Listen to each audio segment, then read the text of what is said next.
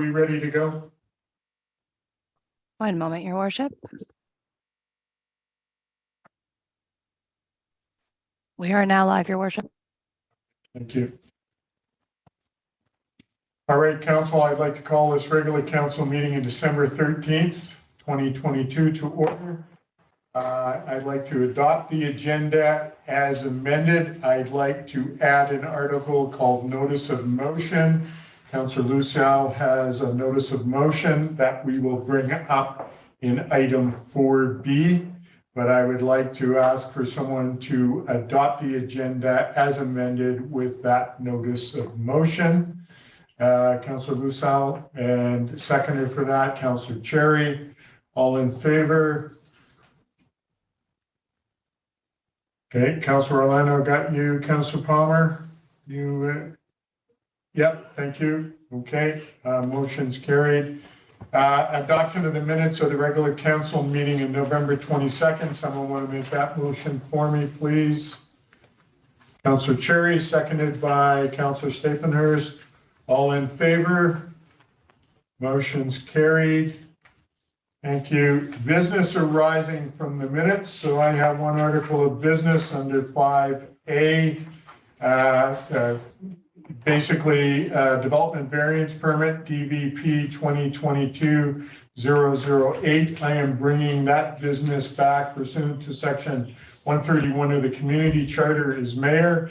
I'd like to reconsider the original motion as approved by council on November 22nd with the consideration of a public comment now present to council. So the motion is the same on there, but there was a community member, a neighbor who had made comment. That comment is in your package. I'll ask if you all had a chance to read that and if there's any comments on the motion on the table. So that's for a variance permit to allow a covered parking space on a piece of property on 810 8th Street. Mr. Simon, do you have any comments or any other presentation regarding that? Through your worship to all of council, no additional comments from staff. The original staff report still remains valid from staff's perspective.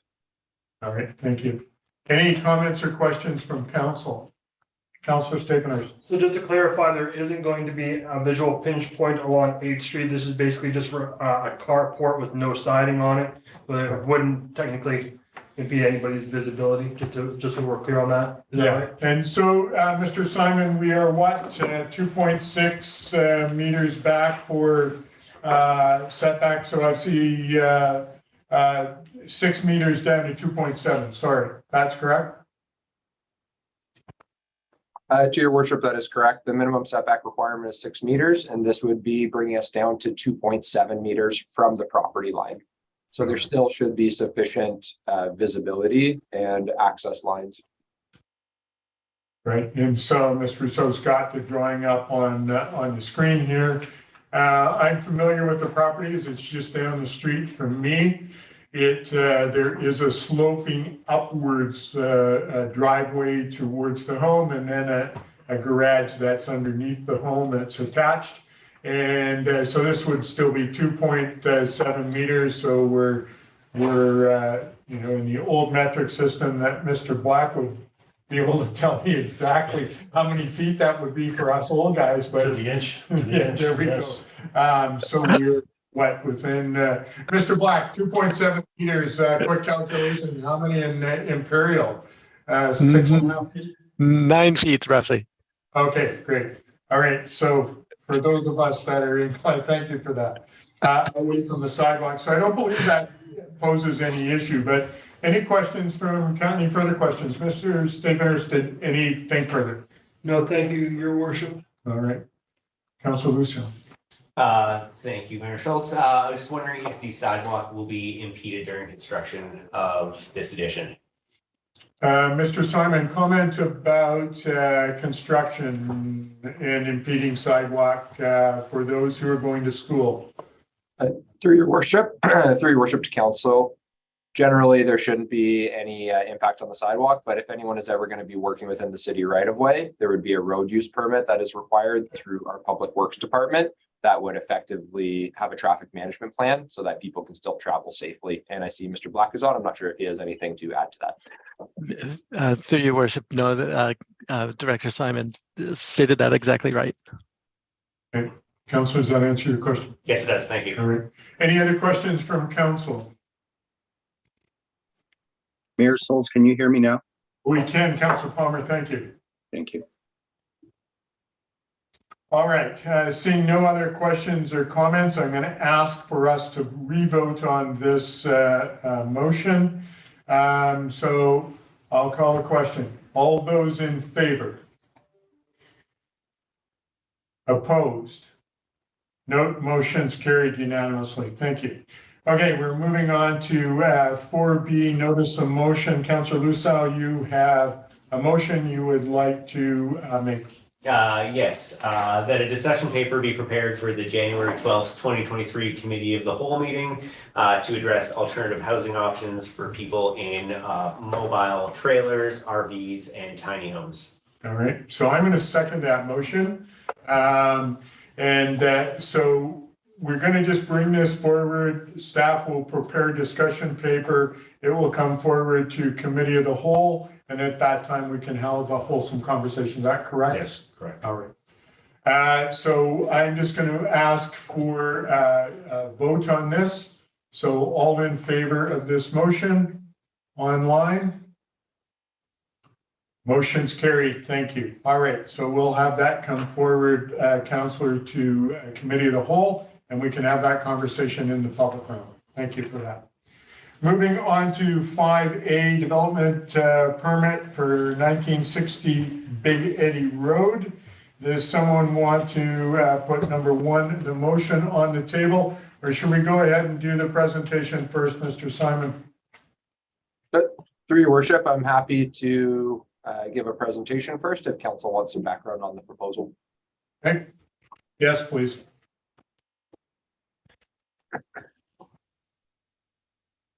Through your worship, if there's any issues seeing my screen, please let me know. Yeah, So please. this is a development permit and development variance permit application. This is for the forming character of the construction of 4 industrial buildings, as well as to vary the minimum side yard setback requirement. So general overview of the presentation will give you some background on the subject property, get into some details of the proposal, and then conclude with policy direction, staff evaluation, and the recommendation from staff. So subject lands are located at 1960 Big Eddy Road. They're just over ½ a hectare in size. They're serviced by community water and private on-site septic system. The property is currently split zoned. So you can see there's a panhandle portion. The southern portion of the property is zoned residential, whereas the northern portion of the property is zoned industrial. And it holds the industrial land use designation of the OCP on the northern portion of the property and the medium density residential land use designation of the OCP on the southern portion. This does fall within the industrial development permit area for the purpose of today's application. And it is currently developed with an existing shop that is used for storage in the northeast corner of the subject property. Getting into some details on the development variance permit, the request for the DDP is to reduce the minimum side yard setback requirement for the 2 southern buildings, being building 3 and 4, from the minimum of 10 meters being required to 6 meters. So you can see it illustrated in the diagram on the slide here. There are no other variances requested for this application. It does comply with all other provisions of the zoning bylaw. Getting into some details of the development permit. And again, this is a development permit that is looking for approval for the form and character of the buildings. So it's evaluated against our industrial forming character development permit area guidelines in the OCP. So some details of the proposal include 4 industrial buildings. So buildings 1 and 2 located on the north portion of the subject property will each contain 3 separate units, where buildings 3 and 4 will each contain 4 separate units. Each unit is approximately 91 square meters in size. A variety of uses are permitted under the current light industrial zoning for the building, including automotive repair, equipment sales and repair, building supply store, manufacturing and processing, professional service establishment, as well as warehousing. The design includes metal exterior siding, steel exterior doors, black framed windows. Additional color differentiation is proposed on buildings 3 and 4 based on feedback provided by the Advisory Planning Commission. Buildings 3 and 4 are on the southern portion of the subject property. They are immediately adjacent to residential properties. So the APC had given recommendations to do something to improve the visual appearance, and color differentiation was proposed. The site will include 44 parking spaces, 5 mobility spaces, and 5 loading spaces. Getting into some details on the policy direction and staff evaluation. So starting off with the development variance permit, staff are supportive of issuance of the development variance permit, which again is for buildings 3 and 4 to reduce the minimum side yard setback requirement from 10 meters to 6 meters.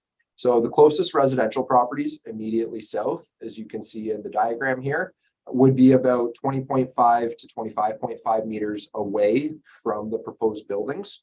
Enhanced design measures have been incorporated into the south facade of buildings 3 and 4 to mitigate aesthetic impacts, as previously discussed. A tree buffer will be maintained between the 2 buildings and the adjacent residential properties. With this variance, it does allow for an appropriate parking aisle to be maintained between buildings 1 and 2 to the north and buildings 3 and 4 to the south. And in addition, it allows for maximum utilization of the site at a time when we are currently experiencing a shortage of employment space throughout the community. Getting into the staff evaluation with respect to the development permit, again, this is a forming character development permit. What you see here is the staff evaluation against the applicable development permit area guidelines within the industrial development permit area as contained within the OCP. This is detailed in the staff report, so I won't go through it line by line. But you can see that in staff's review, the proposal does comply with site plan considerations, building forming character, off-street parking considerations, as well as environmental considerations, things like landscaping, fire-resistant materials, etc. So the staff recommendation is first that the development variance permit be issued for the subject property to reduce the minimum side yard setback requirement from 10 meters to 6 meters, and then that the development permit be issued. And lastly, that council pass a resolution to require landscape security for the proposed development prior to issuance of a future building permit. Thank you. This concludes my presentation. Great, thank you, Mr. Simon. So I'm going to ask council to put item A1 on. So someone will make that motion for me, please. You can read the first part and then put as in your package, and then we can have that second. So someone want to do that for me, please? Councilor Stickners. That development variance permit DVP 2022-016 be issued at 1960 Big Eddy Road, Lot 3, Section 33, Township 23, Range 2, west of the 6th Meridian, Kootenai District Plan 9482, except part included in Plan 11807, PID 007576-633 for the following variances to zoning bylaw number 2299. A, Section 8.1.5, side yard setback. Item I, to reduce the minimum side yard setback requirement for building 3 and building 4 from 10 meters to 6 meters. Second for the motion, please. Councilor Devlin. Any discussion on this motion? Any comments or questions? Seeing none. Oh, Councilor Cherry, go ahead. Yeah, one thing that wasn't mentioned by Paul is that the proponent has received letters of support from the 2 neighboring homes that are going to be most impacted. All right, appreciate that. Any other comments from council? Seeing none, I'll call a question on item A1. All those in favor? Opposed? Motion's carried unanimously. Item number 2. Someone want to put that on the table for me, please? Councillor Luciow. That development permit DP 2022-014 be issued for form and character for the construction of 4 industrial buildings at 1960 Big Eddy Road, Lot 3, Section 33, Township 23, Range 2, west of the 6th Meridian, Kootenai District Plan 9482, except part included in Plan 11807, PID 007-576-633. Seconder for that motion, please. Councillor Devlin. Any discussion on this motion dealing with form and character? What it looks like? Councillor Luciow? Just in regard to the parking and the mobility spots, it just seems that they are not in the most convenient location when it comes to access to the buildings that are being constructed. Any comment, Mr. Simon, regarding parking for people who have mobility issues? Through your worship, with respect to the existing site layout, it does comply with the minimum requirements as contained within the zoning bylaw. And the zoning bylaw doesn't contain, at this time anyway, specific parameters that would delineate where the exact spaces need to be located. That being said, that is certainly a conversation that staff can have with the applicant to have some greater consideration for shifting around of the parking to make it in the most convenient location. Okay. That answer your question, Councillor? Any further comment regarding that? Nope, thank you very much. All right. Any other comments on this motion on the table? Seeing none, all those in favor? Opposed? Motion's carried. Thank you. Moving on to item 3. Does someone want to put that motion on the table for me, please? Councillor Devlin. Move that the owner provides a security for the due and proper completion of landscaping in the amount of 125% of the amount identified in the cost estimate to the city of Revelstoke in the form of cash or unconditional, irrevocable, auto-renewing letter of credit issued by a Canadian chartered bank or credit union prior to insurance of the building. Seconder for the motion, please. Councillor Luciow. Discussion on the motion. Anyone have any questions or concerns? Councillor Luciow. I was just wondering, with the landscaping quote that came in May 25th, 2022, after the previous council considered more landscaping on September 20th, are we needing a new landscaping quote to ensure that the city gets the proper amount? Mr. Simon, comment. Through your worship, just to clarify the question with respect to the comments from September 20th, are those referring to the Advisory Planning Commission comments? Yes. So through council, those comments really were with respect to existing landscaping. So the quote that you're seeing is for installation of new landscaping. So at this time, we would not deem it necessary to get an updated landscape quote. Okay, thank you. Okay. Councillor Cherry, did you have a question? No. No? Any other comments or questions from council? Seeing none, I'll call the question. All those in favor? Motion's carried unanimously. Thank you, council. Thank you, staff. Appreciate that. Announcements from the mayor. So we are into our annual council challenge for turkeys and hams for our community Christmas dinner. So tomorrow morning on Stoke FM, the people from the community Christmas dinner will be on to talk about that between 9:30 and 10. And I'm told that they will make a formal challenge to council and anyone else who would like to donate hams or turkeys. So I have a phone number 837-1290. So if anyone wants to call that number between those hours and pledge a turkey or a ham or both, you're welcome to do that. Or they tell me that we can post to their Facebook page, which is Revelstoke Community Dinner. And the turkeys and hams are purchased through BA Sausage. I understand they need 25 turkeys and 14 hams. And this year, with what's going on in the community, any donations and all donations would be gratefully received. So I've committed to a turkey and a ham, and I will make that phone call in the morning to make sure that they've got it down. But just issuing that challenge to you, if you're able to give, great. If not, if you're able to give more, whatever, they appreciate all.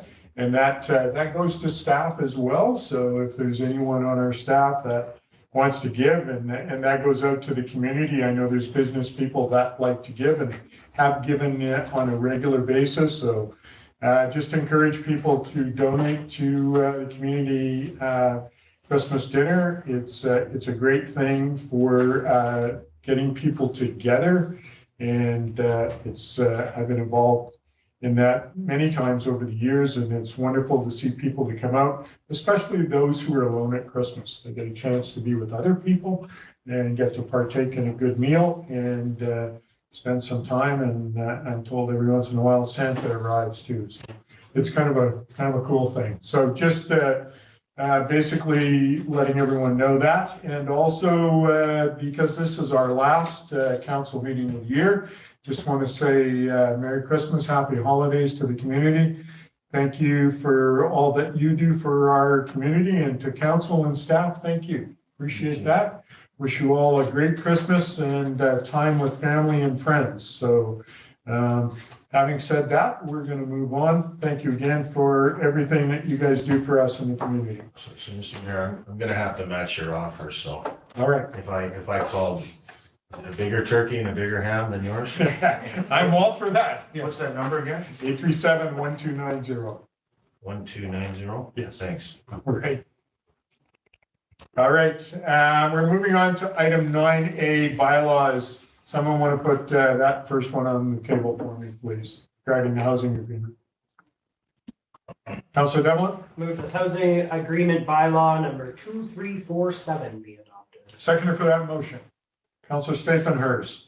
Any comments on that bylaw, Mr. Simon? Through your worship, no comments. The previous staff report had a pretty detailed overview, so no need to hear anything more from me. All right, good. Any comments from council? Seeing none, I'll ask the question. All those in favor? Opposed? Motion's carried. Thank you. Moving on to item 9B, zoning amendment bylaw 2348. Someone want to make that motion, and then we have a presentation by Ms. Hartley. So just the first one, if you could put on. Well, let's do the presentation first, Ms. Hartling, and then we can talk about putting the motion on. Okay, thank you, Your Worship. I'll just share my screen with the presentation.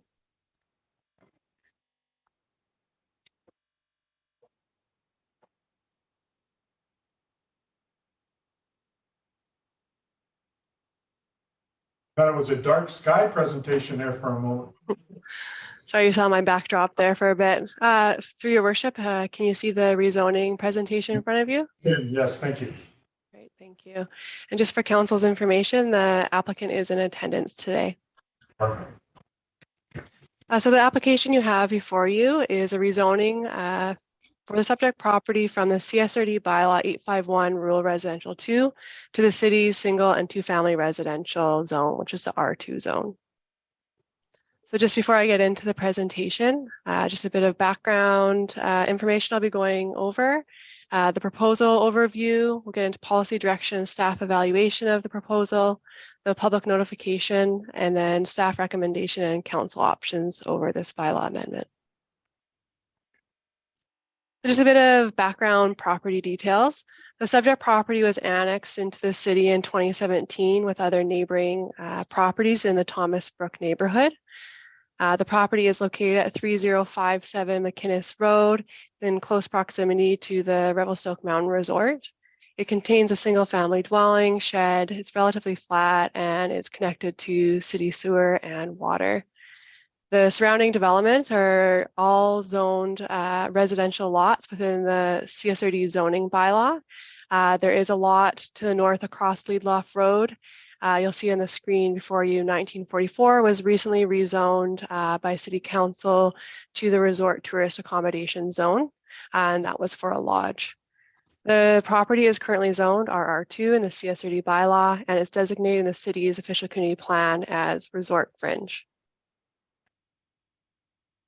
So you see on the side of the screen there, the proposed subdivision that the applicant has submitted to the city. So they are proposing to apply for the R2 zone in order to subdivide the property into 3 lots. Proposed lot A would have the single family dwelling. Proposed lot B and C, both at 550 square meters. Permitted parcel size under the R2 would remain vacant, and the owner has no further development plans at this time and would be looking at selling off these lots. So we get into the policy direction and staff evaluation. The rezoning is consistent with the official community plan policies. So you're looking at the land use and density policies of the housing, It's within the Thomas Brook neighborhood. So we're looking at section 4.513 policies when looking at the rezoning. And then you're also looking at the resort fringe land use policies with that as a specific designation over the property. So the property is proposing for smaller lot sizes, which is in line with the council's housing policies and the neighborhood and resort fringe land use policies. And a successful rezoning and subdivision application, it would provide for smaller lots with the potential for either two-family, so duplex housing, or single-family housing. So you could potentially have three lots with 3 single-family dwellings, potential for accessory dwelling units for each, or you could potentially have a duplex on each lot with potential for secondary suite housing. And under the R2 zone, this would be all residential use and would accommodate housing within the city. The surrounding lands are all within the city and designated resort fringe. So these properties are all within the CSRD zoning, and in the future will undergo a transition from the CSRD zoning to the city zoning. At this time, owners have the option of applying for their own site-specific rezoning into a city zone such as a resort tourist accommodation, tourist accommodation, or a zone similar to a residential R2, R1 type zone. And this would be looked at if the owners don't go through their own rezoning in the future. Staff may do a comprehensive full rezoning to zones similar to the R2 zone.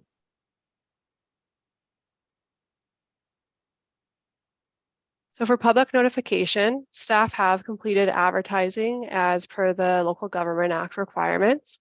So we did advertise the bylaw for first reading consideration in the December 1st and 8th editions. And this was in the Revelstoke Review. And then we also mailed landowner letters to 15 properties, which are captured in the notification area. You'll see in the right-hand side of the presentation there. So we received 2 public submissions to date, representing 4 properties, and all in support of the bylaw amendment. You'll see them there highlighted in yellow on your screen.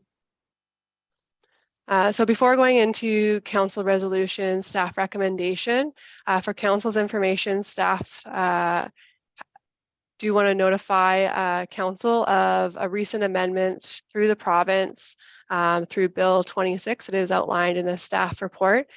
So in November 2021, the default public hearing requirements were removed for a zoning bylaw if it is consistent with the official community plan. However, this is not taking away council's authority to delegate a public hearing. This is an added option for public consideration, and in my next slide I'll have a flow chart outlining how this new legislation proceeds.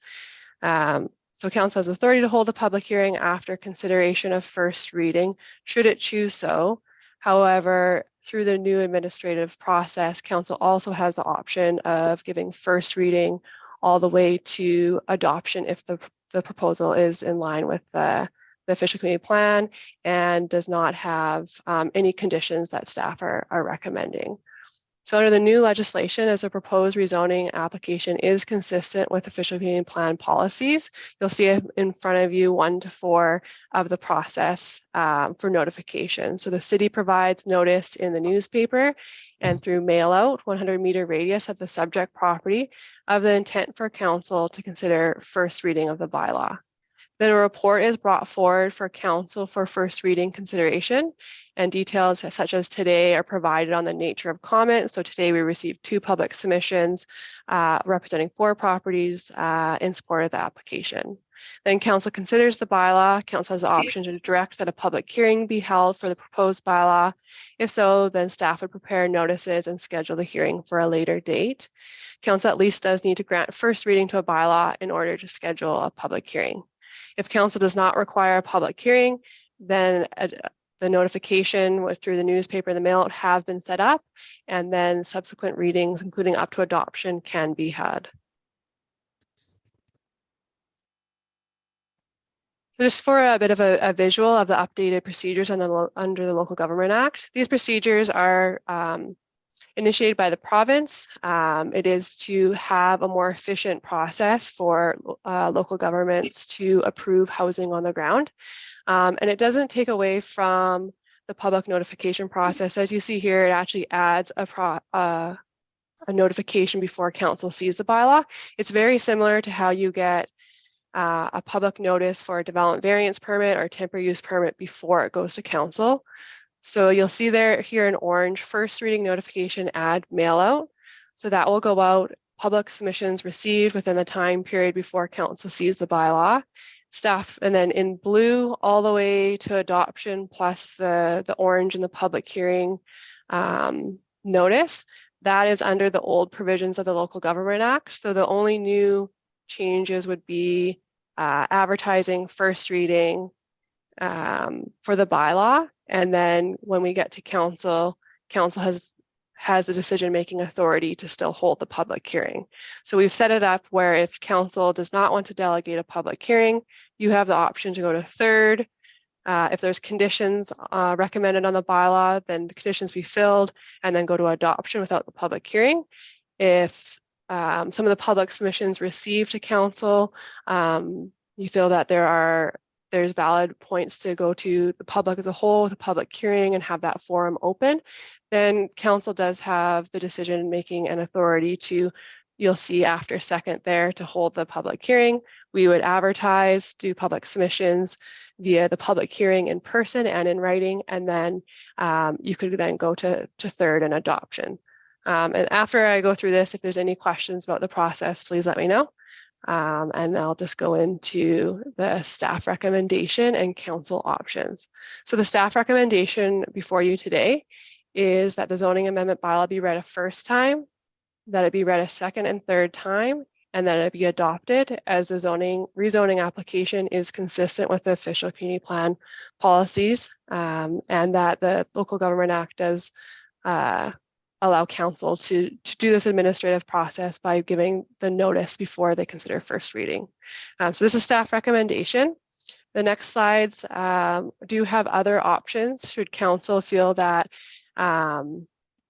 you want to hold a public hearing, or there's alternative options and direction. So I'll just get into those now.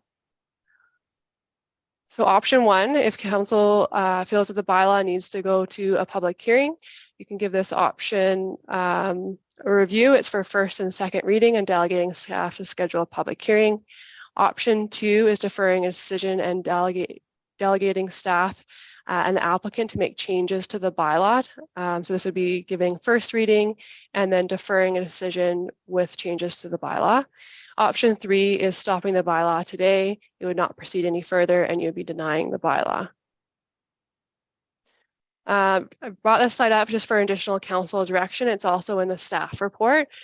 Just noting that staff are formulating a formal development approval procedures in the procedures bylaw update, which we plan to bring to committee of the whole for discussion. This would formalize many existing procedures that we're doing in place today and new development procedures such as this update to the public hearing procedures under the Local Government Act. So should council choose to hold public hearings for all zoning bylaw amendments, this one, future ones, until you've had a discussion at committee of the whole council about the procedures bylaw and where you want to go. This resolution could be added to any of the three previous resolutions that staff have outlined for you. And this resolution would be directing staff to continue with a standard first reading, second reading requirement of a public hearing until such time that a development approval procedures bylaw is considered by council. So just to give you an idea of the options before you, so you'll see staff recommendation would be first, second, and third today. The alternative option one would be under the old procedures where it'd be first, second today, scheduling a public hearing, probably second month or second meeting in January could be the earliest we could have a public hearing, or early February, and then you could potentially do third and adoption at that public hearing or at a later date. Alternative option two would be today, giving it first reading, deferring it at a future date in 2023 once the applicant's addressed and staff have made changes to the bylaw. Alternative option 3 would be stopping the bylaw today, no further readings. And then the additional council direction that I previously outlined on the previous slide, it could be a resolution with any of the 4 options in front of you. Thank you, and that concludes my presentation. Thank you, Ms. Hartling.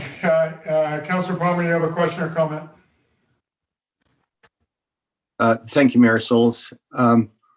And thank you to Ms. Hartling. Mayor Sulz, I could either put the motion on the table and talk about some of the process embedded there, or I could ask or just clarify some of my positions that I've had in the past. I can do it either way. So if you want to give your clarifications of what you've experienced in the past, we'd appreciate hearing. Okay. Thank you, Ms. Hartling, for the presentation. Basically, there's an educational piece here, very well laid out. Thank you very much. Some people in the community will know that I have reticence about not having the public hearing process. I see it as being problematic in many applications. I understand the reasons the province has pushed this through. But the province has also continued to give individual communities the ability to have public hearings. That said, I'm not necessarily in the position that we have to have a public hearing in every situation, but I do believe that we need to have that flexibility as we go through. And quite often the issues don't come, public concern isn't well known until, or the public doesn't know until a public hearing is actually scheduled. And by not having that process, we're, in my opinion, sometimes blocking out the public from having what I would consider appropriate input on how our community evolves. Mayor Sulz, I think what I'll do is I'll put a motion for that zoning amendment bylaw number 2348 be read a first and second time. And I'll speak a little bit more. If there's a seconder for that, I'll speak a little bit more to that. Someone want to second that motion? Councillor Stapenhurst. So go ahead, Councillor Palmer. Yeah, thank you, Mayor Sulz. By doing the first and second reading, I believe we could have done a first, second, and third reading all in one shot. But by doing the first and second reading, I'm just wanting to open up a little bit about the debate of whether we have a public hearing or not within that. It doesn't stop us from having a third reading after this motion. I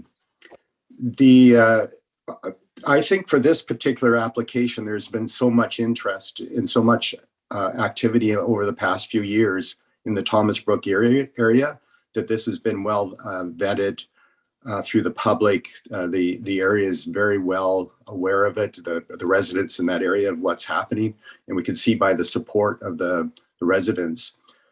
So if this does go to a third reading, I'll be in favor of that. When it comes to the adoption, I would suggest that in all cases, we should at least have a pause of at least, the standard 24 or 48 hours. So typically that's until the next meeting for the adoption.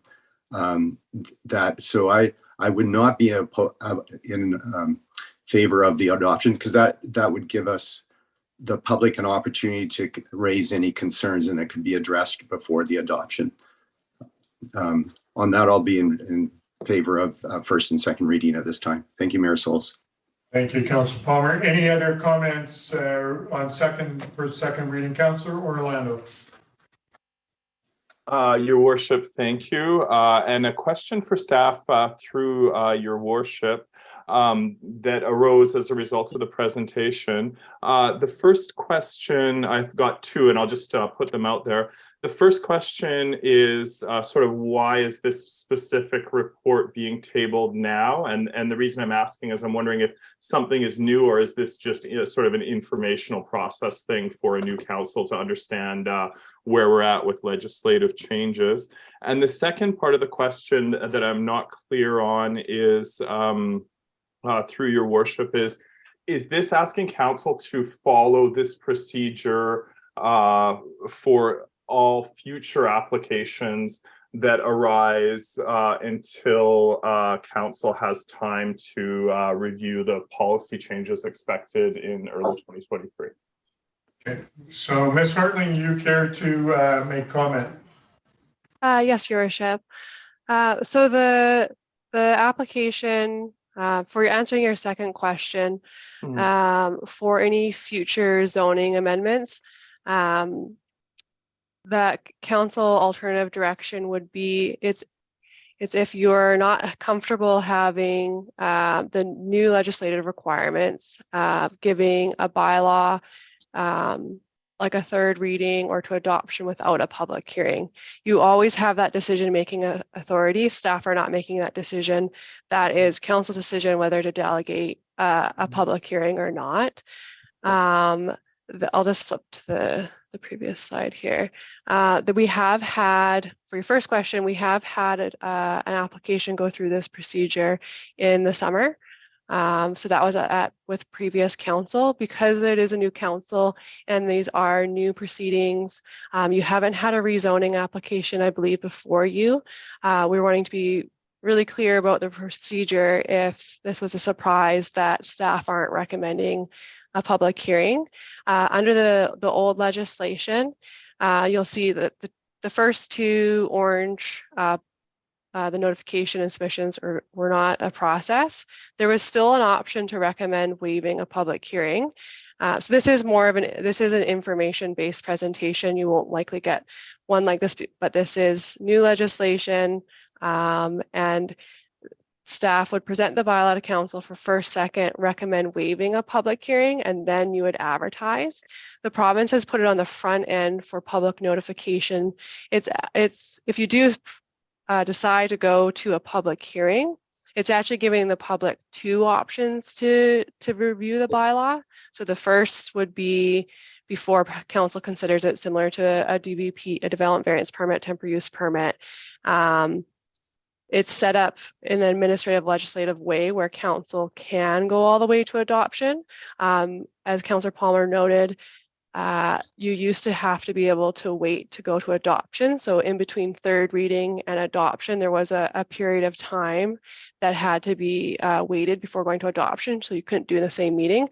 That legislation's also changed. So the province has set it up so municipalities can take an application that's completely in line with the official community plan that's just been updated, and you can take it all the way to first to adoption because the proceedings have been set up that way where the public's notified. If there needs to be more public engagement, that process is still in place. Like you can still delegate a public hearing and go through the standard proceedings with that added public notification at the beginning before you consider the bylaw. But yeah, staff just wanted to bring this forward because these legislative proceedings and change the Local Government Act can, even for staff, it's a lot to comprehend and administer, and we're putting it into a procedures bylaw. However, this is legislation that is adopted to date. We can use it. That's why there's that alternative council direction. Should you feel that you want to have it written into a bylaw before proceeding this way.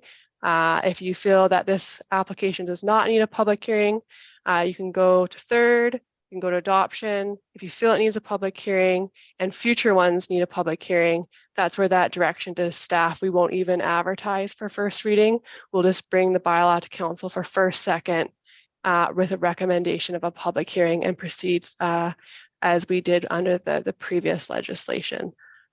This is an application that's staff feel that this is one that's a good information application as it is fully in line with the official community plan. However, understanding that in the future, you may get other applications coming in where you get different types of public submissions. That's when you can delegate a public hearing option, or maybe you want to have it in the bylaw. Sorry, if that answers your question. Answers both questions, Councillor? Your worship, yes, it does. And I do really appreciate the response. And through your worship, if I at this point could just provide a little bit of general comment on the application, if that's okay. Absolutely. Sure. So, you know, from my perspective, it's a fairly small application. It's not a big project. It's a fairly small thing. I think moving forward, as we have these discussions about processes and notification, number one, I'm well aware of the many changes and directions that the provincial government is advocating for and enacting in order to speed up the provision of housing, more or less, if you could boil it down to that. You know, I'm generally supportive of this. Philosophically, where I'm coming from, and this is really going to be consistent for the next 4 years, is I feel that in Revelstoke, when people are well informed of what's going on around them, they can work together to come up with good solutions. So, for example, if there's a development application that is, you know, 9 out of 10 good, you know, if the neighbors are aware, they can work on that extra one thing to ameliorate their concerns. So that's always going to be my goal. Is making sure that people are aware of what's going on. I sense, due to various reasons, including marketing ability, legislative requirements, that often the community is not aware of things that are happening until after they happen. So as we work on things like communication and other you know, processes in the city, and including, you know, the planning department's work, I would really like to have a vision of systems where people are really informed of what's going on and are aware of what's happening. And that's my main thing. And just to summarize, with this individual application, it is not a big application, and I do feel that it's likely that the neighbors up there in this sort of pocket neighborhood right by the resort there likely have some awareness of some of the things going on around them. And that's it. Thank you very much. Thanks for your comment. Any other comments on first and second reading? Seeing none. Oh, Councillor Cherry. Thanks, Your Worship. Erica for the presentation. Just want to state that many of us, although we were all just elected, did run on a stance of removing municipal red tapes, especially when it came to barriers to creating housing. That this project has APC support, neighborhood support, and is in line with the OCP. I'd be support in both first, second, and third reading. Okay, thank you for your comment. Any other comment around the table? Seeing none, I'm going to call the question on the motion, and the motion is to read first and second time. So all those in favor?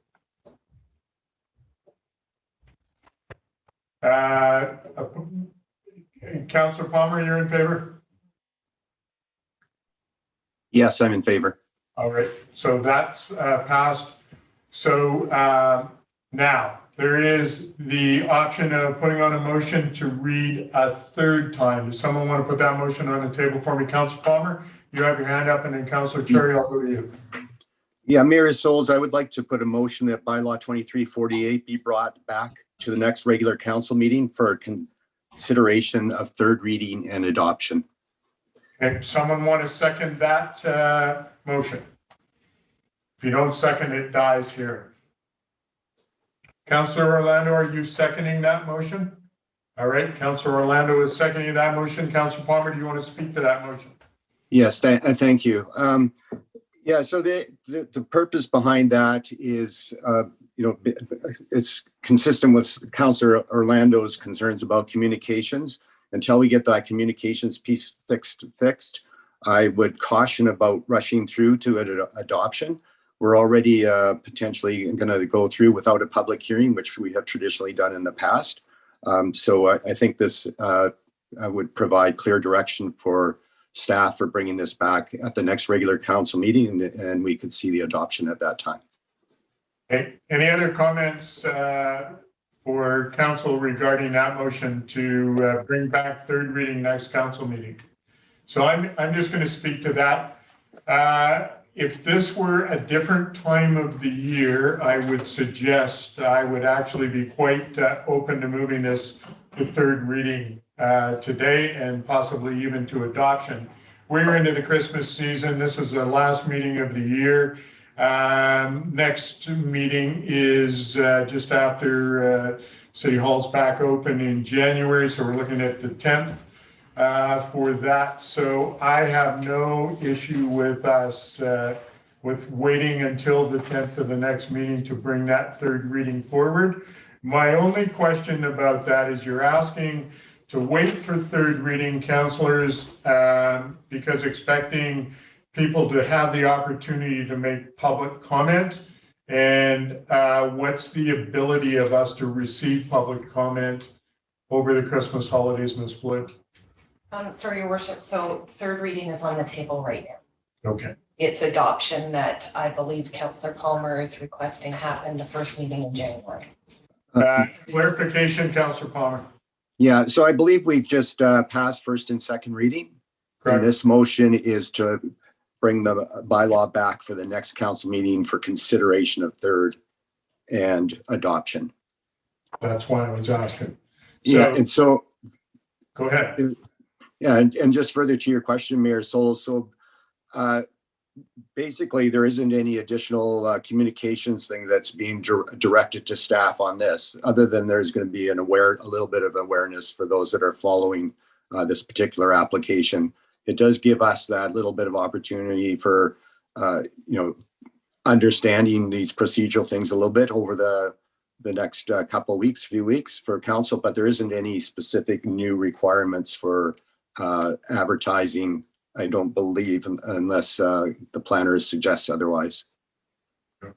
Mr. Simon's shaking his head no, so nothing else. So any other comments from council around the table? You have any concerns about delaying this to third reading to next meeting, which is beginning of January? Any comments? Okay, so no further comments. So we're going to vote on this. So basically, we've done first and second reading. It's going to now bring this back for third reading at the next council meeting in January. Is that correct, Mr. Simon? Are you understanding that correct? Through your worship, my understanding of the resolution that's on the table is that it's deferring consideration of the bylaw to the January 10th council meeting. All right, good. Is that clear, Councilor Palmer? Yes. All right. All those in favor? Opposed? Note Councillor Cherry is opposed. Balance of council is in favor. So we will put this off until January and then we'll talk about third reading then. All right. Let's move on to the next motion. Let me try and keep this damn iPad open. We are going to move on to item 9C, engineering development services, dark sky friendly street lighting plan. So, Councillor Black, do you have a bit of a presentation, or you want me to just put the motion on the table? Your Worship, at your pleasure. I have a presentation if council is interested. If not, I would be glad to answer any questions as the process follows through. Okay, councillors, would you like to see a bit of a presentation? How do you feel? I'd like to see the present. Yep, we're going to see the presentation, please, Mr. Black.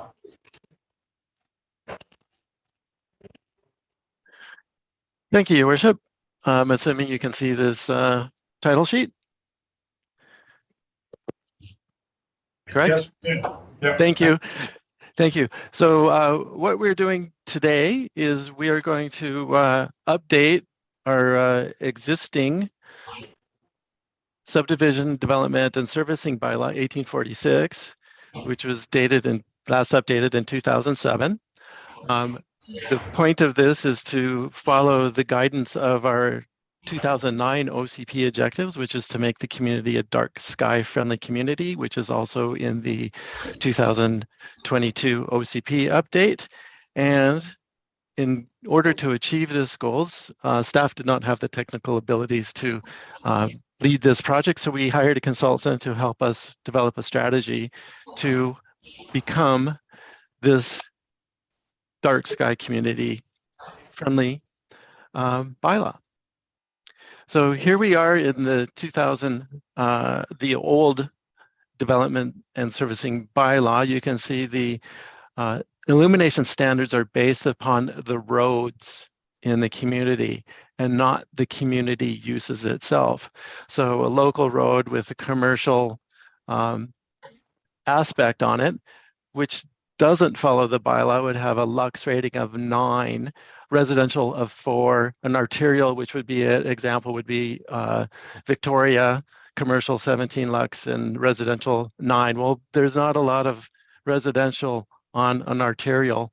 And so what we've done is created overlighting situation in the community. So what we're doing is proposing a lighting standard that's based upon the use in the community. So a community of single family residential would have a lighting zone qualification, and the maximum lux allowed would be 1 versus the 4 in the existing bylaw.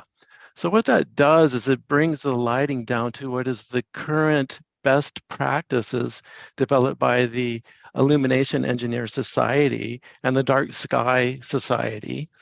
And that would then lower the lighting standards in the community, but still be safe. This is an example of Connaught and 4th Street. You can see the lights are shining brightly, but they're not going where they need to be, which is on the road and on the sidewalk. You can see very clearly that the lighting is going into the houses. That does not bode well for having a night sky friendly community. So our goal is to keep the light going where it needs to be. In order to achieve that, we're going to develop lighting zones for the community. The lighting zones are based upon the use, i.e. low ambient light, single family homes, moderate ambient light, multifamily residential, institutional churches, hospitals, and lighting zone 3, high ambient light, downtown, the city center, the resort center, playing fields, etc. And so in order to do that, we need to modify our bylaw. This is an example of Lower Town 1st Street in front of the college. You can see the lights have been replaced in this area, and these are night sky friendly. You can see the light goes down.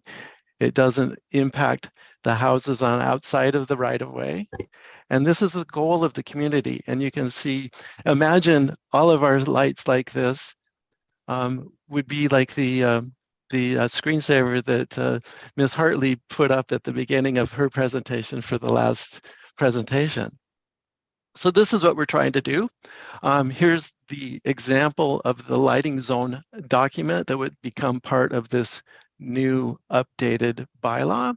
The Lux lighting zones are shown here in detail. You can see the city center would have the highest dense lighting.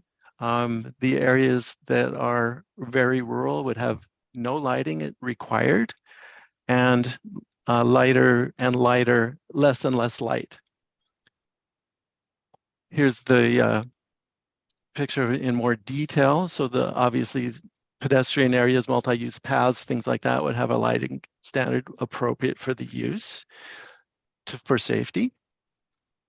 Connector roads up to the mountain, arterials, collectors would have a higher lighting standard. That would be Townley, Victoria, Airport, Nickel.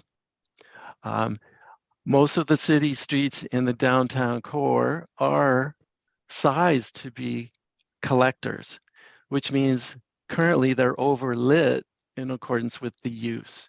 And so we need to address that, and this bylaw will do that. This is the ultimate goal in a night sky compliant lighting scenario. No light going into buildings, no light going into environmental areas, no light up. And that's an issue that we have in the downtown core with our globes, which eventually we need to replace. And because of their age, that will be a project that will come up sometime in the future.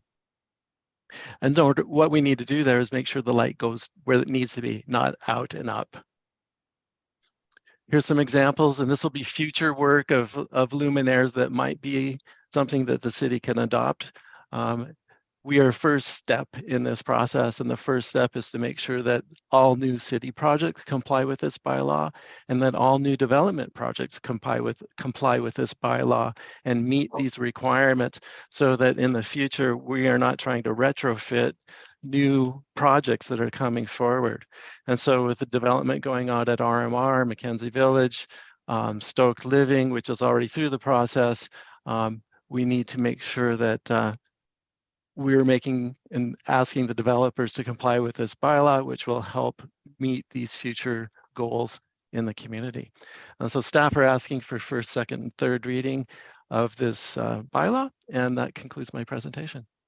Great, thank you, Mr. Black. Just a couple of questions. So when we talk about changing the luminaires and I think about the landing strip that we now call Mackenzie Avenue, where we could land a 747 down that street pretty much any time of the year, any time of the night.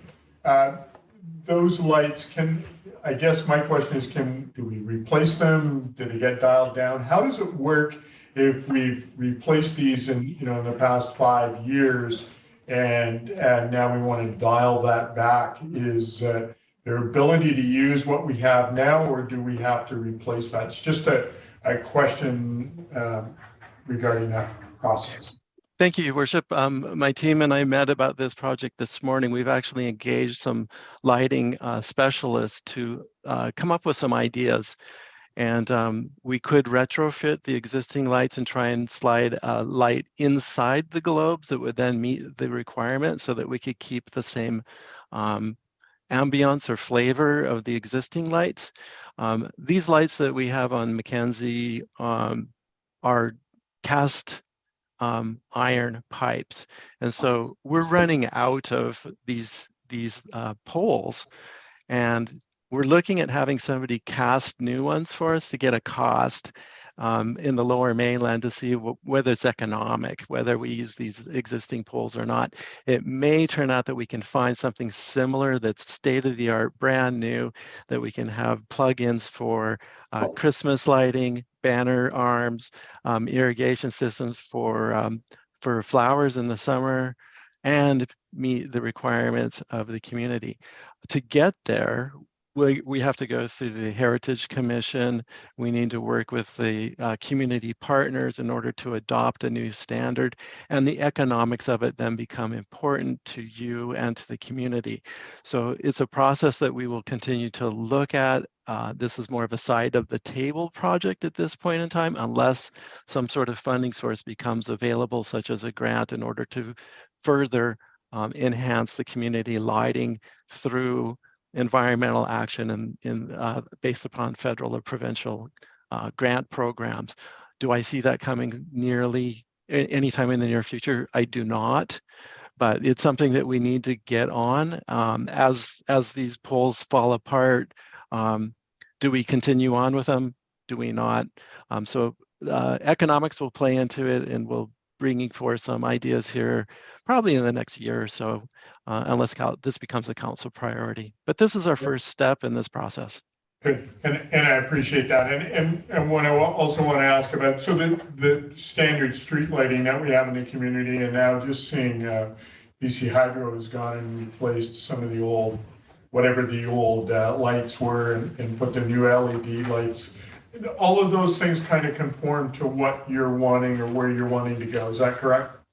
The lighting that Hydro is putting in are LED lights replacing the high pressure sodiums. They're much more economic. However, they are not fully shielded. And so we do see some light trespass with those lamps that are being replaced. Are they perfect? No, we're working with Hydro to see if we can install some shields on those to become more compliant, or not to have the light trespass. All new city lights, which are the ones on steel poles, the Hydro poles are typically on the power lines. All the new steel poles that the city puts up with our projects will be fully shielded and night sky compliant. And so it'll be a process to get there. And so by us putting this bylaw through today, that'll give you the kind of the meat to the bones here to kind of make sure everyone's complying to the proper lighting scheme throughout the city, correct?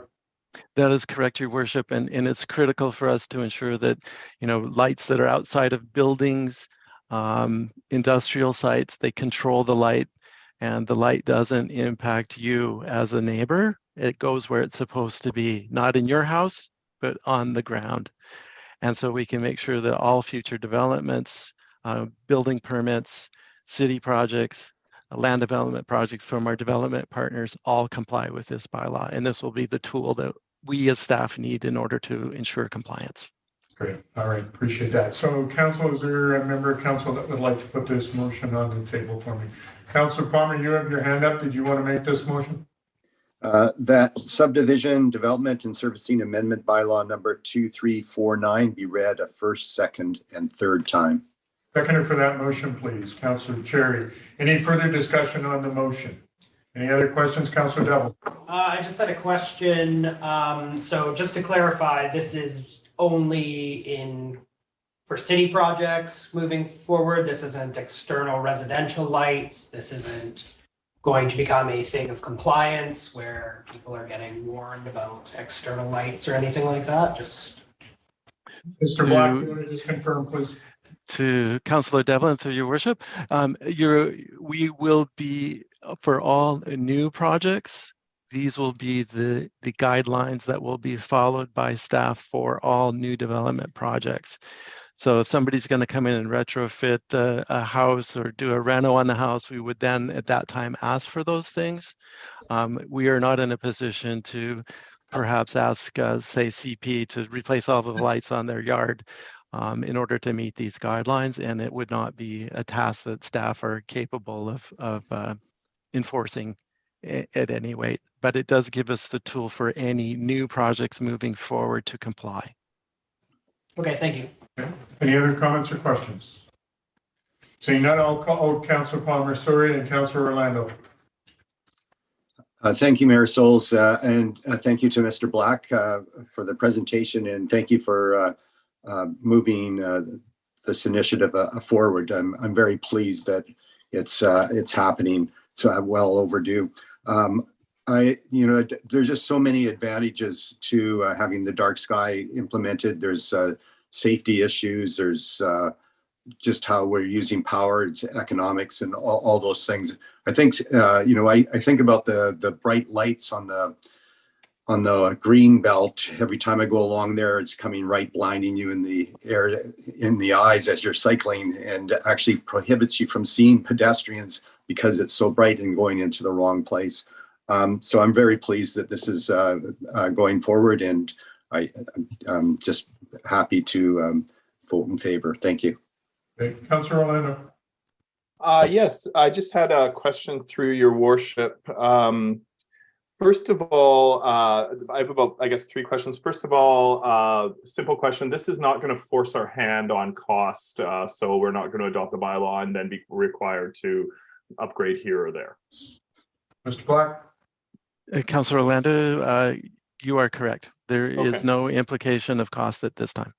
Okay, thank you. Another question through your worship. I know that in the past, I see lots of positiveness. So first of all, I just want to emphasize that, like Councillor Palmer said, electrical savings, cost savings, safety improvements, general improvements. So I'm fully on board with those. But just through experience, I do know that the lighting changes also cause some negative blowback from some people. So they don't like the color of the lighting, or when changes have happened in their neighborhood, they have not been happy with it. Sort of devil in the details kinds of things. To add to that, another sort of question I have is regarding public feedback on, and what I hear on lighting is I hear concerns from residents that this location is unsafe, or that location is unsafe, or I would be able to go walk here at night if only that stretch were well lit. So my question in general is, in terms of engaging with the community on what we're planning to do on this bylaw. Has there been engagement? Will there be engagement? Will people have the ability to provide input on what they think of this plan? If I could just ask for sort of a sketch on how that will work. Well, we have not gone down that path, Councillor Orlando, so to speak. However, the use is going to drive the lighting intensity. And so as we develop projects, there will be that opportunity for not only the consultant team to utilize their best judgment, and those projects always come to council for award. And so we can make a point of making sure that those questions are part of the delivery. Thirdly, as an example of the Lower Town project, I know the mayor received numerous calls from neighbors that were extremely concerned about us replacing light poles in their neighborhood because of the light trespass. They were aware of what our old lights were doing. I assured the mayor that this was not going to become an issue, and as the project was completed, we have received absolutely no complaints about being too dark, because it's the uniformity that matters. So you need to keep the lux pretty normal all the way across. It can't vary too much between the poles. It can't be dark in one section and really overlit in others. And that the light goes exactly where it needs to. And so for example of the Greenbelt Trail, having lights that actually are short, that actually point to the trail so that you can see the trail and not impact your neighbors. Those are all things that need to be considered as part of new projects. And we have not established a process yet of community consultation on what that should look like.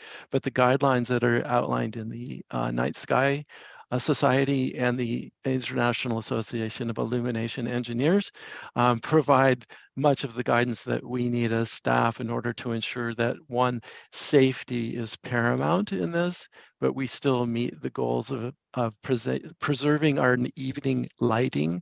And actually, the animals really appreciate it too when we don't have light going everywhere. I don't know if that answered your question to the extent you would like. If not, please query me more. Any other questions? Councillor Orlando, you have another question or comment? Yeah, Your Worship, I through Your Worship, thank you to Mr. Black for that response. Yes, it does. So I hear on a case-by-case basis when we're taking on a project or, doing this street or that area, the public element of this will be consulting with the having some sort of a consultation process at that time. I guess my just last question through your mayor is, what about somebody who says, we need more lighting in Columbia Park, for example, and down this road? Do they want to sort of get that on the table? It seems like we're putting the plan in place for the whole town, and that they may not have an opportunity to voice that opinion or let people know what they think. And that's sort of what I'm driving at, if that makes sense. It's a very clear statement. I would suggest to Councillor Orlando, like in Columbia Park, for instance, the school area would, of course, have a higher lighting intensity. The sidewalks, when we finally get to build sidewalks in Columbia Park, will also have a higher lighting standard. One person requesting additional light, if in fact there's a need for it, would be considered. What would be a mechanism or what would the request being based upon? Crime in the area, people dumping, things like that, then we can look at those as on a case-by-case basis. But generally speaking, we would still like to and would follow this bylaw, which would be generally lower lighting for single-family residents and increasing lighting for depending on the intensity of the use. Parks, obviously higher, single-family homes, lesser. Follow up, Councillor? Your Worship, no, thank you for the response. I do appreciate it. Any other comments from council? Seeing none, I'll call the question. All those in favor? Opposed? No, this motion is carried. Thank you. Thank you, Mr. Black. Appreciate that. Thank you. Thank you, Council. Moving on to 11A, staff reports, schedule of regular council, committee of the whole, commission meeting dates be approved. Someone want to put that motion on the table, please? Councillor Luciow. That the schedule of regular council, committee of the whole, committee and commission meeting dates for 2023 be approved, and that notice in accordance with the community charter be provided to the public. Seconder for the motion, please. Councillor Cherry. Any further discussion on this motion? All those in favor? Opposed? No, motion's carried. Thank you. Moving on to 11B, fireworks for RMR for New Year's Eve. Someone want to put that motion on the table? Your worship, Yes. apologies, I should have raised this prior to the meeting, but I'm going to declare a conflict of interest for this particular item. I operate a company, the owner, co-owner of Revelstoke Mountaineer Communications Limited. RMR is a significant advertiser with our company. So my intent is to declare conflict of interest on requests that they have before council. And just by way of background, conflict is a council determination. It's up to individual councillors to be aware and make declarations on individual items.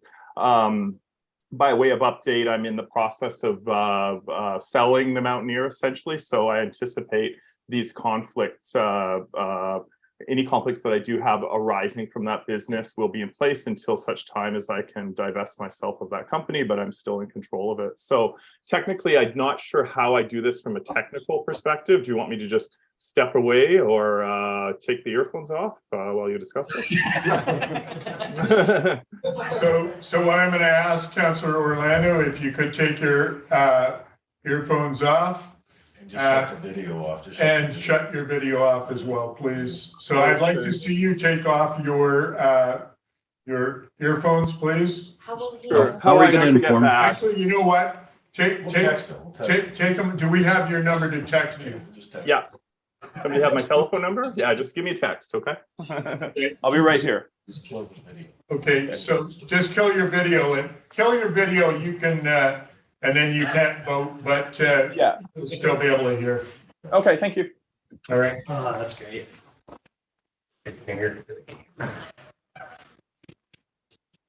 All right. So, someone want to put the motion on the table for me, please? Councillor Devlin.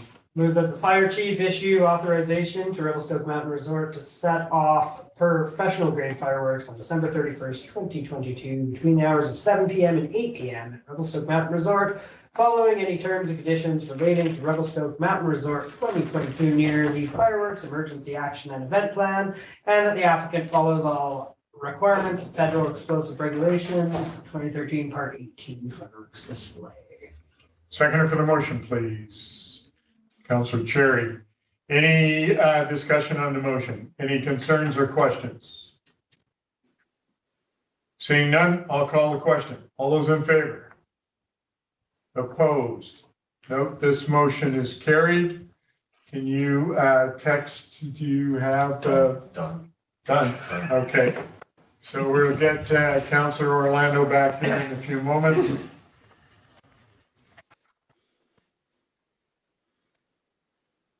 And so as we're waiting for Councillor Orlando to come back, so DVP 2022-021, is it Ms. Comars and Ms. Hartling that have a presentation, Mr. Simon? Through your worship, yes, this is Ms. Hartling's application and she does have a presentation should council hear one. All right, good. Councillor Orlando is back now, so Ms. Hartling, if you could do your presentation, please. Thank you, Your Worship. I'll just share my screen here.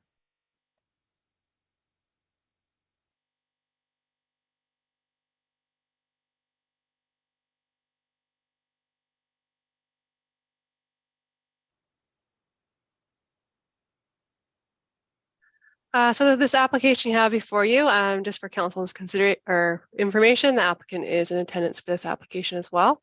So this is a development permit application for form and character under the Scenic Corridor Development Permit Area and the Multifamily Development Permit Area for a proposed 39-unit townhome development.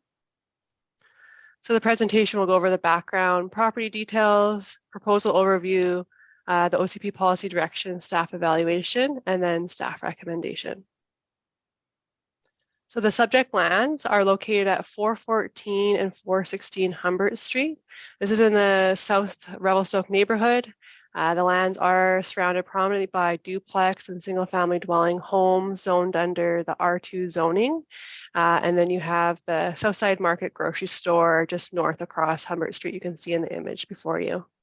The lands are approximately 0.62 hectares in size. They are serviced by city sewer and water.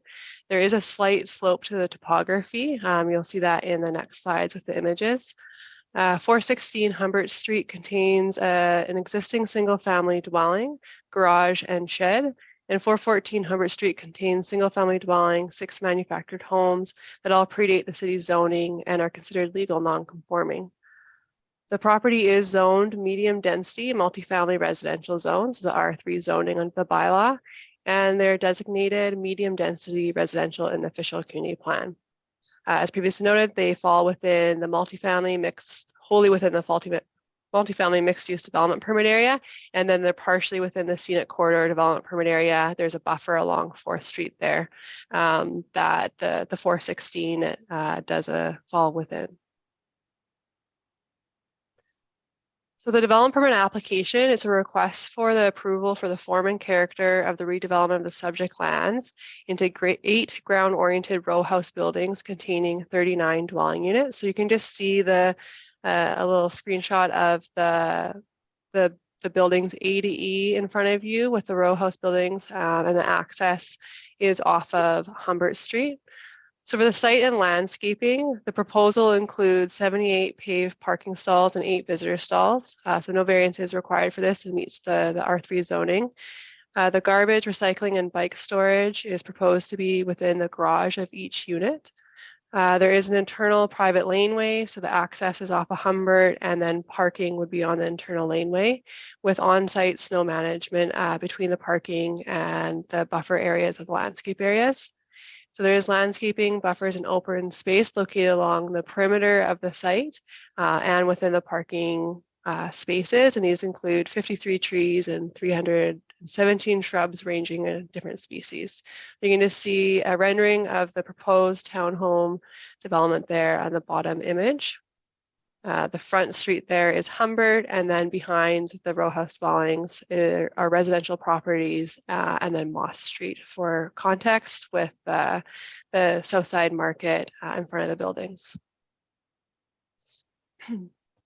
So for the proposed building and materials, so as noted, 8 buildings, each unit with a gross floor area ranging in 590 square meters to about 784 square meters.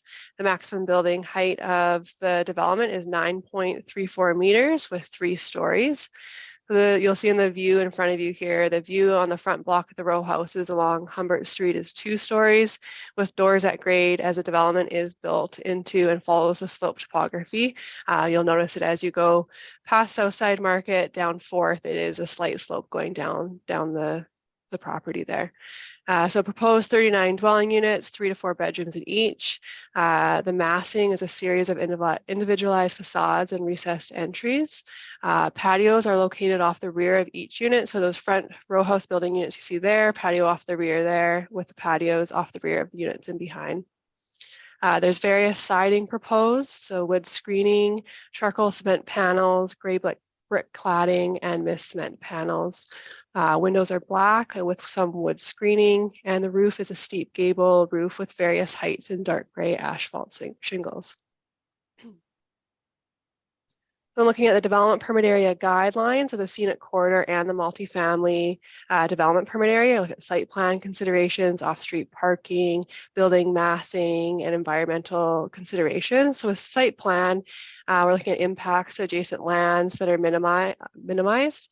So these are minimized by the internal laneway access, parking areas within the laneway, building orientation, and landscaping. The applicant has proposed a rear yard setback of 6 meters. This is giving a larger buffered area from the rear properties that are developed with residential single-family dwellings or duplexes.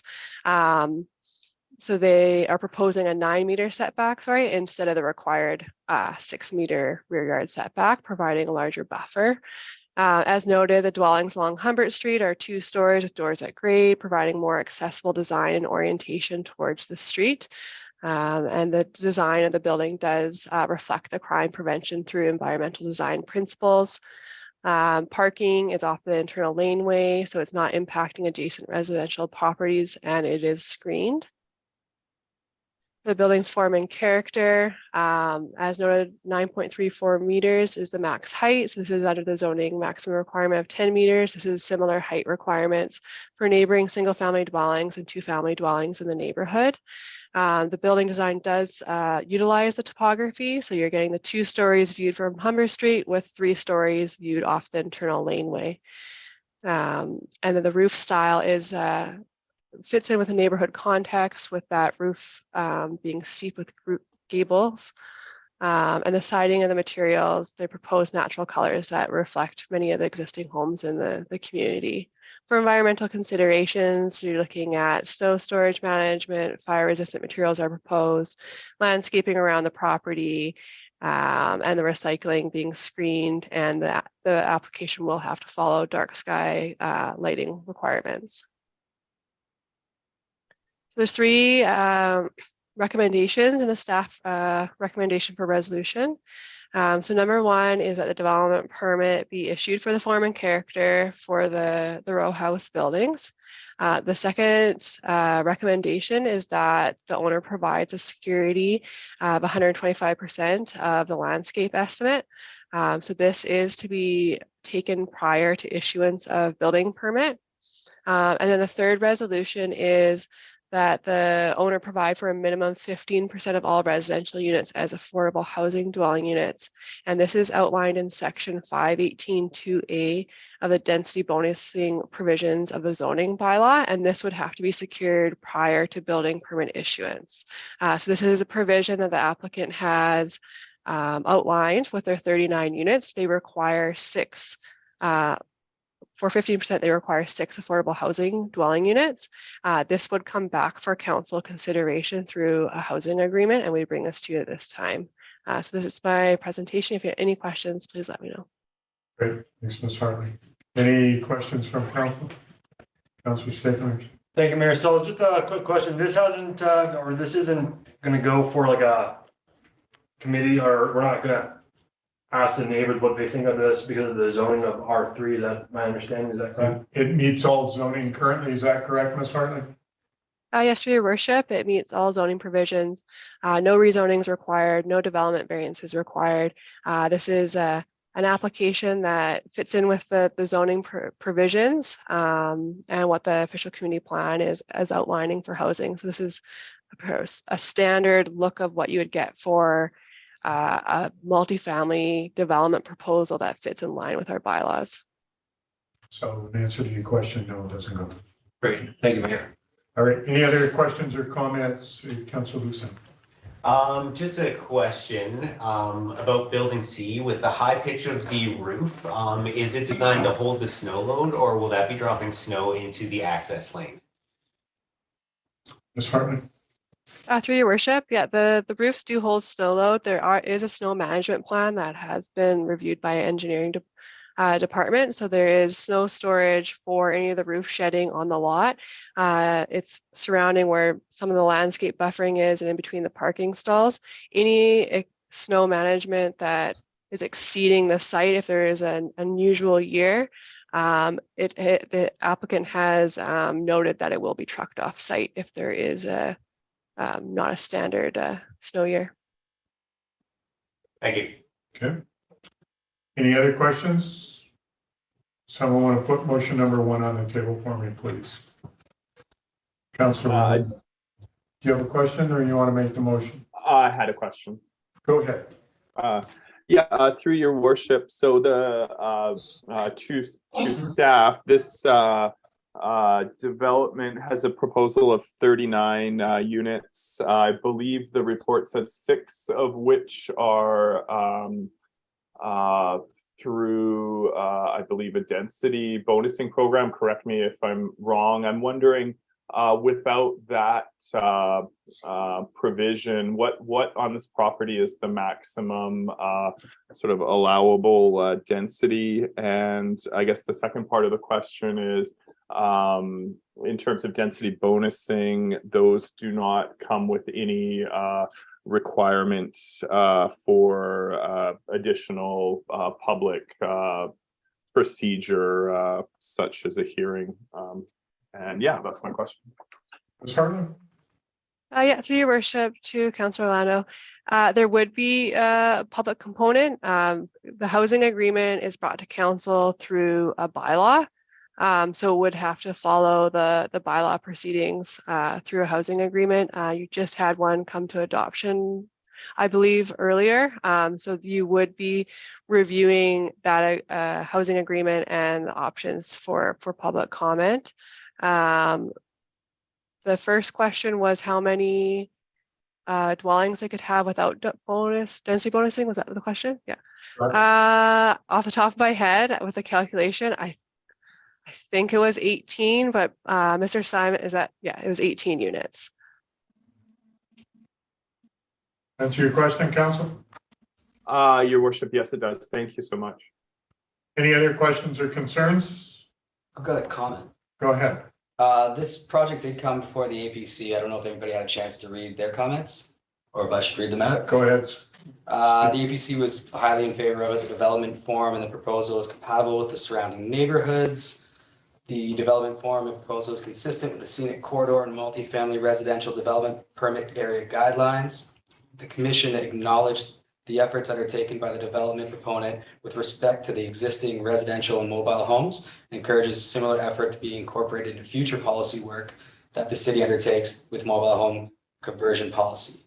The commission encourages the city to work with the development proponent to improve the frontage of the lands and sidewalks and lighting to improve the walkability and frontage on Herbert Street. Some of the comments and conversation that happened in the APC was that this was a fairly great example of infill development on an already zoned property. But they did take note that due to parking requirements, we actually lost about 39 secondary suites in this development. Okay, thank you for that comment, Councillor Cherry. All right, someone want to put the motion on the table for me? It's regarding form and character. Item number 1. Councillor Devlin. Move that the development permit VP 2022-21 be issued as per the package. Great, thank you. Seconder for that motion, please. Councillor Cherry. Any further discussion on the motion? Talking about form and character.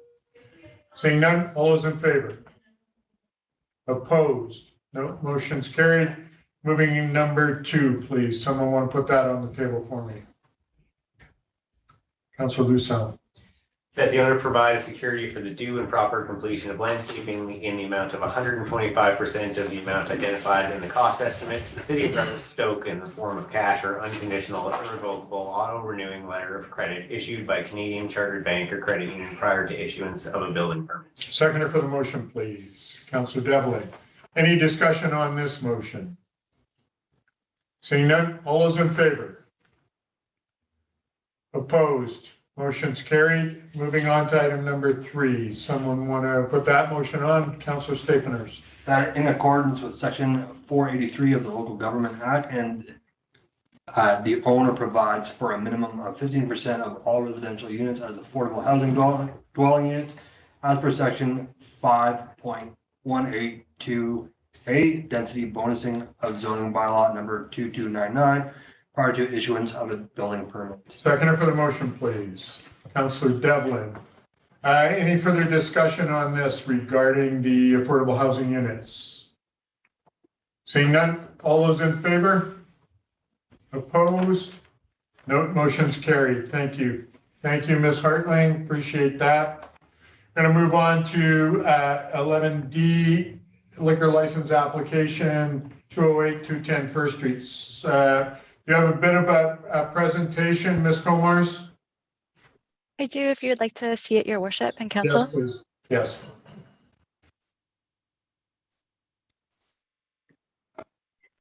Can everyone see my screen? We can, thank you. This is for a manufactural structural change with an occupant load of 60 people and a new outdoor patio service area on city land with an occupant load of 30 people. The subject property is at 208 and 210 First Street and locally is known as Rumpus. I'm going to give you a bit of a background, proposal overview, staff evaluation, public notification, and staff recommendation and council options. The subject property is developed as Rumpus Revelstoke Craft Brewery with the central Revelstoke neighborhood. The microbrewery has an existing manufacturer license with an inside lounge area endorsement of 30 persons. There is currently a temporary patio located outside in front of the microbrewery during the summer months with a 30-person capacity. It's located in the central business district, and the surrounding lands are a mix of commercial uses, and right across the street is a City of Revelstoke parking lot. This also falls within the downtown revitalization development permit area. Proposal overview. Due to previous COVID-19 health restrictions, the distillery has been operating an outdoor patio service under a provincial temporary expanded service area authorization since 2020, and this will be expiring on March 31st, 2023. The applicant has requested permission from the LCRB to permanently approve the front sidewalk patio with an occupant load of 30 persons. There's also a proposed renovation, which would be obtained through a building permit to increase the occupant load from 30 persons to 60 persons in the interior lounge. So we look at the LCBR guidelines and the liquor and cannabis policy when we are doing our staff evaluation. And two of the considerations that we do within that evaluation are noise and impact on community. It was found that noise is not expected to be an issue as the location is in a commercial downtown area where there are several other pubs and nightlife activities. Staff have received no complaints over noise while the temporary patio has been operating since 2020. The service area is relatively small and removed from nearby residences, and it is suitable for late night entertainment venue where some street noise at closing time can be anticipated. The impact on community. If the application is approved, the impact is expected to be positive in that it will support the growth in tourism and offer a social venue for residents. The additional occupant load to the license with closing hours of 12 a.m. midnight, Monday through Sunday, and will be a minimal additional impact on the surrounding area. Public notification, landowner notification letters were sent to all residences and businesses within 100 meters of the subject lands. A total of 85 properties were captured within that 100-meter notification area. And at this time, no public submissions have been received in opposition. Staff recommendation. That council endorse staff's comments based on the regulatory criteria of the LCRB for manufacturer's structural change and new patio liquor license application to the existing liquor license at Rumpus Company Beer. That the feedback from residents, if any, is solicited by notification letters mailed to property owners within 100 meters of the subject property be provided to the LCRB. That council recommend the approval of the manufactural structure change and new outdoor patio liquor license application with its own capacity for the following reasons. A, the location of the proposed structural change is consistent with the official community plan, and it's also permitted in the C1 zone. B, no significant impacts on the overall community are anticipated as the result of the proposed structural change.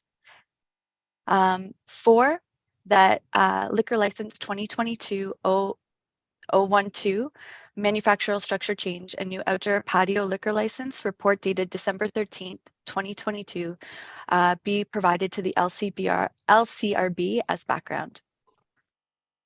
And that's the end of my presentation. Should council have any questions, please let me know. Great, thank you, Ms. Comars. Any questions from Ms. Comars, council? Seeing none, I'm going to ask someone to put item number 1 on the table for me as we go through this, please. Councillor Staphenhurst. Move to that council endorse staff's comments based on the regulatory criteria, the liquor and cannabis regulation branch LCRB for a manufacturer structural change and new outdoor patio liquor license application to the existing liquor license at Rumpus Beer Company Limited. Seconder for the motion, please. Councillor Devlin. Any discussion on this motion? Seeing none, all those in favor? Opposed? No, motion's carried. Moving on to number 2. Someone want to put that on the table for me, please? Councillor Cherry. That the feedback from residents, if any, solicited by notification letters be mailed to property owners within 100 meters of the subject property be provided to LCRB. Seconder for the motion, please. Councillor Devlin. Any discussion on this motion? Seeing none, all those in favor? Motion's carried. Moving on to item number 3. Councillor Luciow. That council recommend the approval of the manufacturer structural change and new outdoor patio liquor license application with its own capacity for the following reasons. A, the location of the proposed structural change is consistent with the OCP and is a permitted use in the central business district C1 zone. B, no significant negative impacts on the overall community are anticipated as a result of the proposed structural change. Seconder for the motion, please. Councillor Devlin. Any discussion on this motion? Seeing none, all those in favor? Opposed? No, motion is passed. Moving on to item number 4. Someone want to put that on the table? Councillor Devlin. I move that the LIQ 2022-012 manufacturer structural change and new outdoor patio liquor license report dated December 13th, 2022 be provided to the LCRB as. Seconder for the motion, please. Councillor Cherry. Any discussion on this motion? Seeing none, all those in favor? Motion is carried. All right. Thank you. Thank you, Ms. Comar. You have a presentation for the next application. Through your worship, it's Ms. Hartling's application, and we do have a presentation very comparable to the previous one, so I will leave it up to council's discretion if they want to hear another presentation. So almost identical to the first one for patio. Do you want to need to see a, perfect. We're going to move on. Thank you, Councillor Palmer. Someone want to put this motion on the table for me, please. Number 1. Councillor Devlin. Move the council endorse staff's comments based on the regulatory criteria of the liquor and cannabis regulation branch for a manufactured new outdoor patio to the existing liquor license of Monashee Spirits Craft Distillery. Seconder for the motion, Councillor Luciow. Any discussion on this motion? Seeing none, all those in favor? Motion's carried unanimously. Moving on to item number 2, feedback. Councillor Cherry. That the feedback from residents, if any, solicited by notification letters mailed to property owners within 100 meters of the subject property be provided to the LCRB. Seconder for the motion, please. Councillor Staphenhurst. Any discussion on this motion? Seeing none, all those in favor? Opposed? No. Motion is carried. Item number 3. Councillor Luciow. That council recommended the approval of the manufacturer new outdoor patio for the following reasons. A, the location of the proposed manufacturer new outdoor patio is consistent with the OCP and is permitted use in the central business district C1 zone. B, no significant negative impact on the overall community are anticipated as a result of the proposed manufacturer new outdoor patio. Seconder for the motion, please. Councillor Cherry. Any discussion on this motion? Seeing none, all those in favor? Motion's carried. Item number 4, please. Councillor Devlin. Move that the LIQ 2022-0013 manufacture new outdoor patio report dated December 13th, 2022 be provided the LCRB as background. Seconder for the motion, please. Councillor Stapenhurst. Any discussion on this motion? Seeing none, all those in favor? Opposed? Motion's carried unanimously. Thank you, Councillor. Thank you, Ms. Gomars and Ms. Hartling. Appreciate your comments today. And thank you, Mr. McClafferty, for your patience waiting on us to get through. Just your questions. All right, take care, thanks. All right, we're going to move on to item F, TUP 723 Highway 23 South. Mr. Simon, do you have a presentation with that?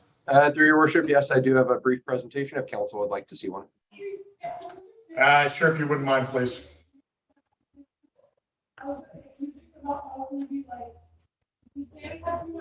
So the subject application before council today is a temporary use permit. This is specifically to allow for the use employee housing. This is located at the property at 723 Highway 23 South. Go into some general background on the property, discussion of the proposal, and then conclude with the staff evaluation and recommendation.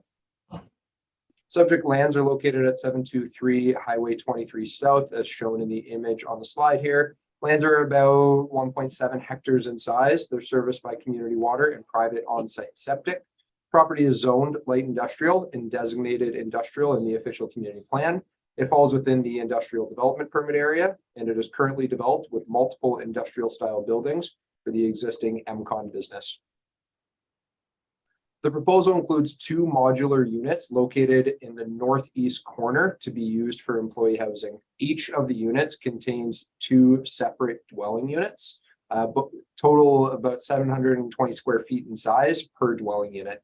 So each dwelling unit has a private entrance, bedroom, bathroom, kitchen, and dining. There is shared laundry and mechanical within each modular.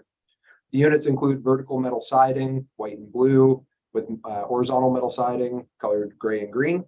Each unit, as discussed, is serviced by septic and municipal water. A separate development permit and building permit will be needed, where the applicant will need to demonstrate adherence to BC building code. Mainly the large concern with these modular units comes down to snow load. So staff have already been working with the applicant on addressing that, as well as interior health requirements for the septic system. So what you see on the slide here is again taken from the report, so I won't go through it line by line, but this is the staff evaluation. So within the implementation section, part 6 of the official community plan, there are specific criteria, 8 of them, that staff would look to evaluate any temporary use permit.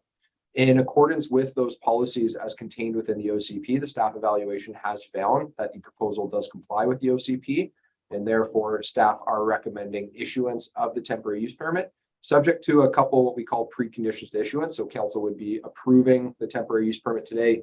The applicant would address these preconditions to issuance, at which point the permit would be fully issued and the applicant would be eligible to receive a building permit. So those preconditions to issuance are just a letter of undertaking from the owner stating that when the use is no longer required on site, the units will be removed, as well as providing a security for removal of those units. So this would be in the event that, let's say, council does approve a 3-year temporary use permit, the applicant does not remove the units, staff then have the ability to require the removal through utilizing that security that was provided.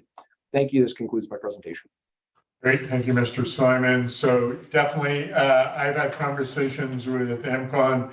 They're needing this housing. It's not easy to get staff to come. They have to bring staff from out of town to do some of the shift work for snow removal. So it's important to their operations to do this. I've actually had a look at these, and as Mr. Simon said, they fall into the appropriate use, and quite actually in the back corner, you can't even tell they're there. Appropriate in my mind. So I'm going to get someone to put the motion on the table for me, please. Councillor or Mr. Simon, you have a question? You have your hand up? Through your worship, just one quick comment that I forgot to mention, excuse me, is that staff did receive 1 letter in opposition of the proposed application. Right, and we've got that in our package, correct? Yes. Yep. All right, someone want to put the motion on the table, please? Councillor Devlin.